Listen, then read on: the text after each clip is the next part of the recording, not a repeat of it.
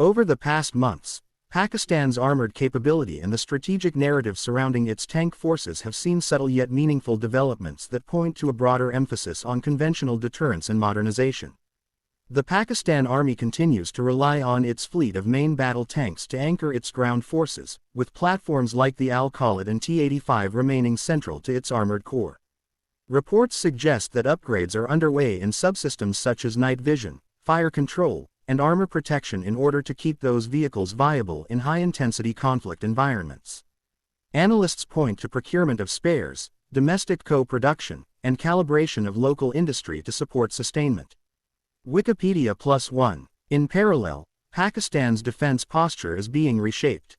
In August 2025, the government unveiled a new Army Rocket Force Command (ARFC) intended to unify and streamline command over the country's missile and conventional rocket assets.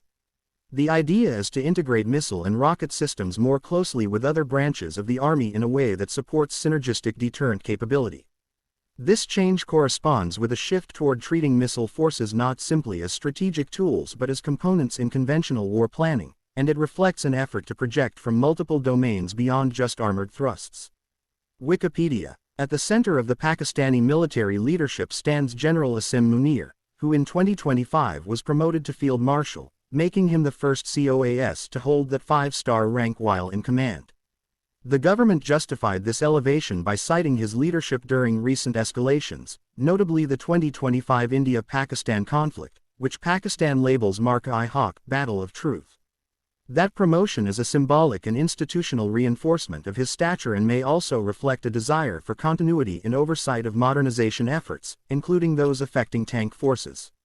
Wikipedia. On the ground, Pakistan remains heavily engaged in internal security operations, where armored assets and supporting mechanized units play important roles. In Bayor district, beginning the 29th of July 2025, the Army launched Operation Sarbakov against militant forces in the Maman Tehsil, with the use of artillery, helicopters, and ground troops to clear insurgent concentrations. While the operation is more infantry-centric, the existence of armored units in nearby sectors and rapid mobility forces underscores that tank forces remain part of the broader deterrence architecture even in counterinsurgency settings. Wikipedia. Externally, Pakistan faces pressure in its border dynamics and strategic competition.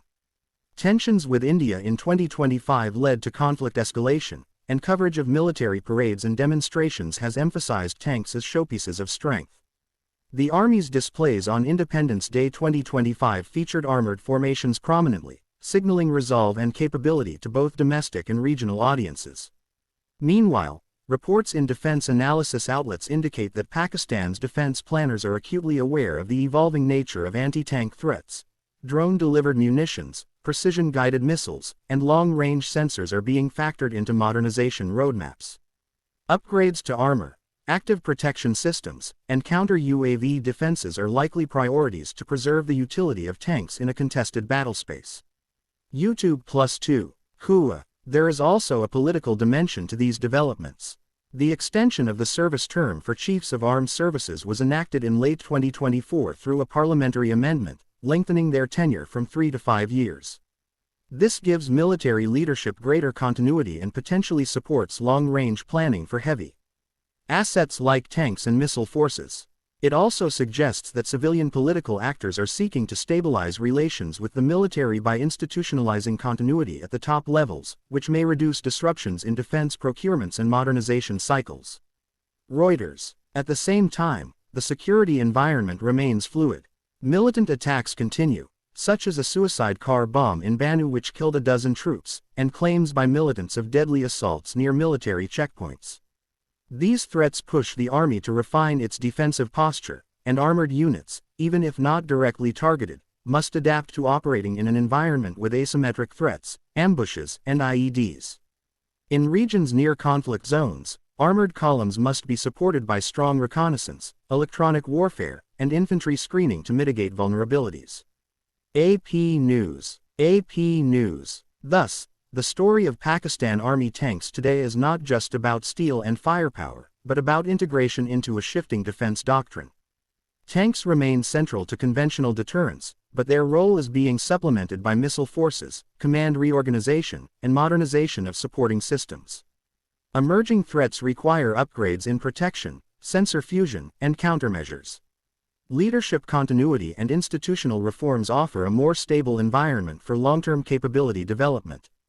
The next years will reveal how Pakistan balances tanks with missile systems, unmanned platforms, and hybrid warfare tools to maintain credible defense posture in a complex regional landscape.